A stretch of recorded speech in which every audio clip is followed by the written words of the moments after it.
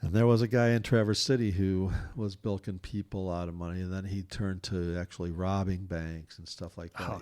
Oh, So I mean, there's that, and I have a chapter in there also about Jimmy Hoffa, but kind of leading up to his disappearance, because I start by saying basically people don't.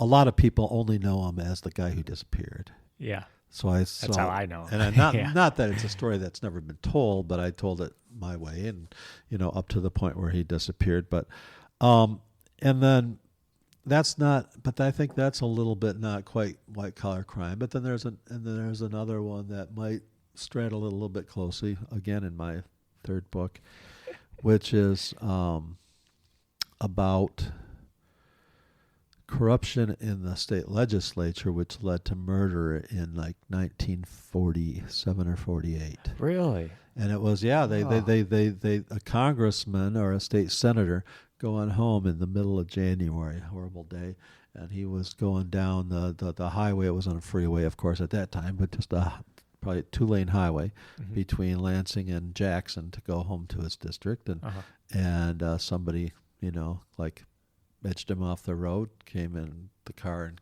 shot him to death. Jeez. And they were looking into corruption and payoffs and mob ties and stuff like that among members of the state legislature. Oh, okay.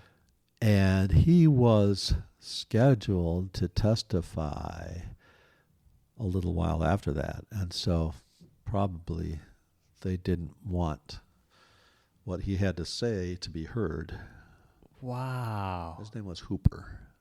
Senator Hooper, I believe. And this was in the 40s? Yeah. Wow. So he was going to testify regarding corruption in the state legislature. Yeah. And Okay. he was killed on his way home to his district. Yeah. Jeez. Wow. I didn't know about this. Yeah. That's in my third book. Wow. I'm sure there's tons of examples of Oh, yeah. government corruption. Oh, yeah. In